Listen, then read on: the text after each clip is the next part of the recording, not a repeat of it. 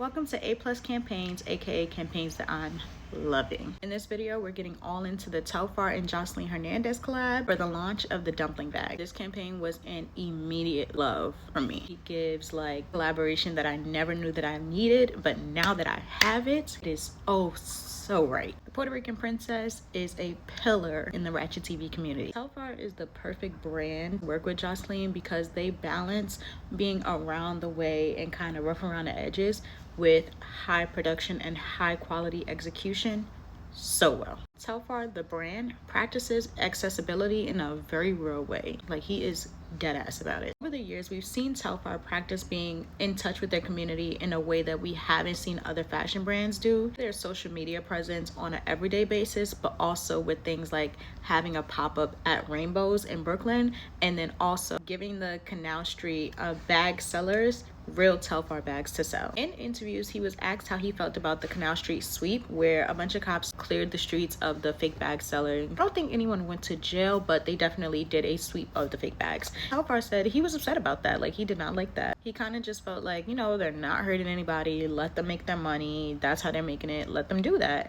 And as far as his bag being sold there, even fake versions of it, he was just kind of like, yeah, like, okay, when you made it to Canal Street and there's fake versions of your bag being made, that's how you know you made it. I feel that. I respect that. This kind of approaches that conversation around accessibility and the norms of New York, the different classes, I guess you can say. It's very much a Azealia Banks on the Breakfast Club. Okay, and what about it, you know? He cares so much and is motivated so much to create a space for his person, so much so that he's kind of left/divorced himself from the fashion industry to do so. He wants to celebrate and create space in a real way for the average New Yorker, the everyday New Yorker, not the transplant New Yorker, in a way that the fashion industry is just not aspiring to do.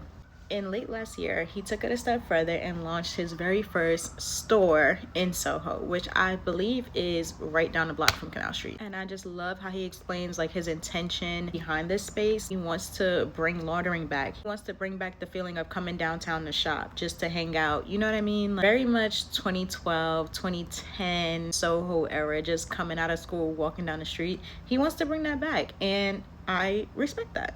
Of course, the space is intended for people to come and experience the clothes in a real way, because of course, but so much so that he kind of encourages window shopping. Like, yeah, come try it on, see how it feels, look at the price tag, and go home, think about it, and then if you love it the next day, come back and get it. Like, it's that simple. And I think the thing that I love the most about Telfar is that when I watch interviews and he's interacting with the interviewers, say like DJ Envy or other people, you know, he'll say something about like window shopping, like, come, yeah, window shop. And DJ Envy will say like, you know, don't tell him that, you know, and he's like, no, come window shop, you know. And that kind of back and forth where he kind of is able to acknowledge the general standard of society within these spaces, and then also say, but no, this is what I want in my space, which is accessibility and welcoming of all classes and all types of people, especially the LGBT community.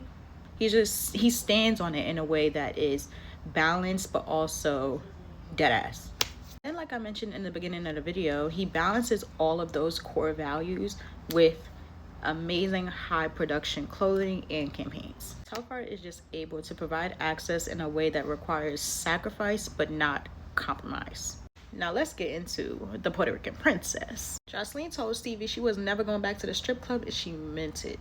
Joseline is unfiltered, raw, and iconic. Hey maid, I see you got on your maid outfit like you always do.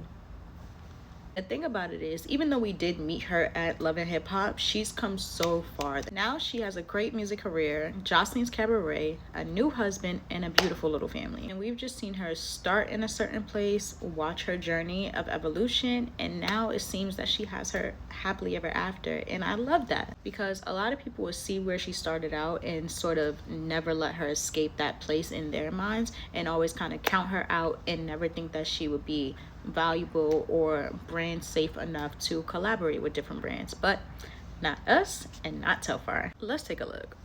Give